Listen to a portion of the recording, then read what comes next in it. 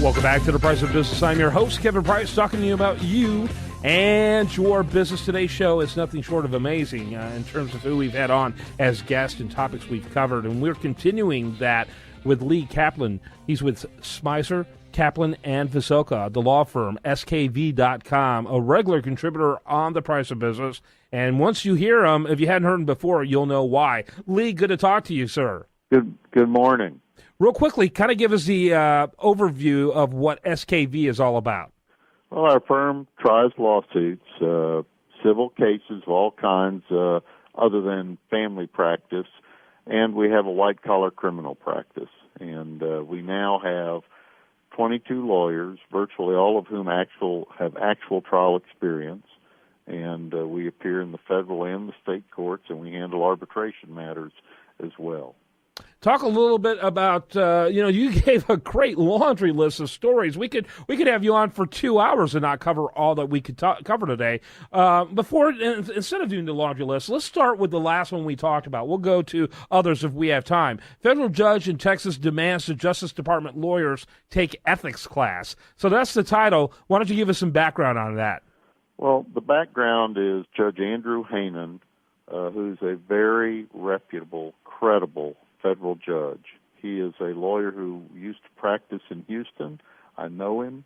He is what I would say slow to anger, but he's the one in whose court this I don't know what you call it, the DACA case landed. It's the effort that some people characterize as amnesty by the Obama administration, and there was a lawsuit to halt that.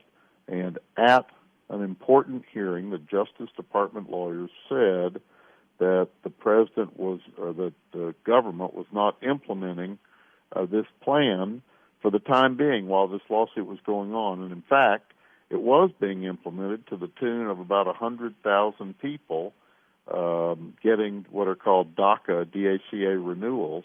And, I mean, it's just false.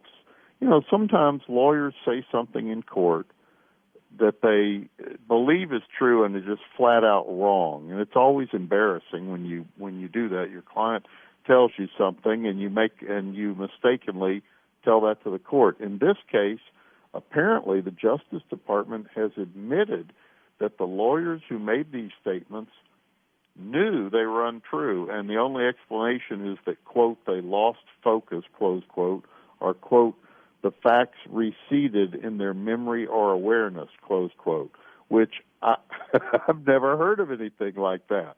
How do you forget something like that when you are a lawyer for anybody, but particularly the United States of America, in an incredibly high-profile case? And so Judge Hainan is understandably very angry. Yeah, no question about it. He listed a bunch of statements that they were made in court and on conference calls with the court that just were not true.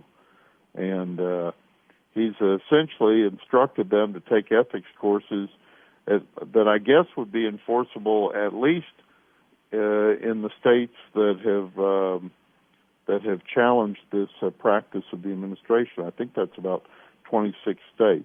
So, have you ever seen anything quite like this before? This kind of widespread, disrepute, if you will, by a judge of the way the DOJ has acted? Well, there are lots of judges in Washington, D.C., who, regardless of their political leanings, have become frustrated with different arms of the United States government, not just the Justice Department. This stands out a little bit more than most because it appears that the actual lawyers who appeared in the court and made the representations to the court don't have even a fig leaf of saying they were misinformed or didn't understand.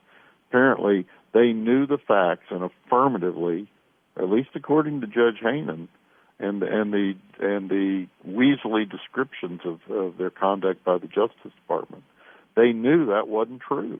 It's just astounding to me. I've never heard anything like it. And, it's interesting, and you can attribute it to a lot of different stories going on at the same time, but this certainly seems like something that deserves more airplay by the major news. Well, I don't know exactly how much it's been covered. I've seen it, and I don't normally troll the internet for what I would call the incredibly conservative or incredibly liberal publications. So I must have heard about it from one of the national media, and I realize some people think they're liberal, but I heard about it, and so it's getting out there.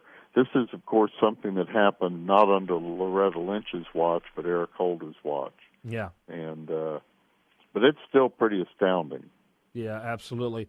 Okay, so what are some of the other stories you're watching? We only have a few minutes left, but what else you got out there?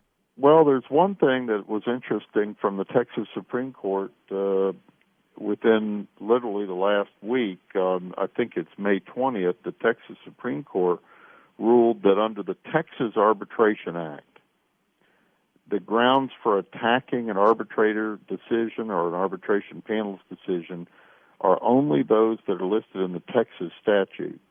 And so one of the grounds that people used to use to attack arbitration awards was that the arbitrators acted in manifest disregard of the law. In other words, the law is clear and they just missed. They were totally wrong and disregarded the law that was brought to their attention.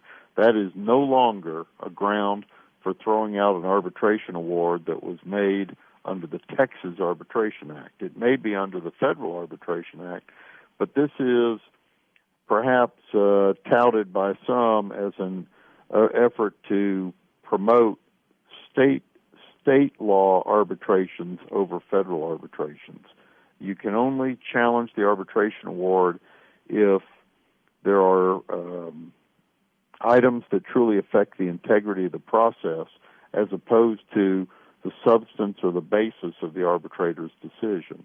Now, of course, theoretically, an arbitrator might act in manifest disregard of the law because the arbitrator was bribed or somehow did something that affects the integrity of the process. But just being completely 180 degrees wrong on the law will not be a basis for overturning an award. Wow. Meaning, if you're going to have an arbitration clause in your contract, who your arbitrators are is really important. You don't want to get somebody who doesn't understand what the law is unless you need them to disregard the law to give you a favorable ruling, which hopefully would not be the case. Yeah, hopefully. Lee Kaplan, he is a regular on The Price of Business, and like I always say, you can tell why. He brings such insight, wisdom, and knowledge about what's going on out there. Some of the other stories you talked about I thought were interesting. Why don't you mention those and see if we can get them in on a future time? Well, today is Election Day, runoffs and primaries. There are a number of judges involved and justice of the peace election, et cetera. And I really do encourage anybody who hasn't voted to vote. If you voted in the original primary for one party, you can only vote in that party's runoff primary. But if you didn't vote the first time, you can vote in the runoff, regardless. You can choose either primary. And turnout predictions by the Chronicle are so low, they're just pathetically low. So I implore people to go out and vote today. Thanks so much. We appreciate it as always. Lee Kaplan, he's awesome.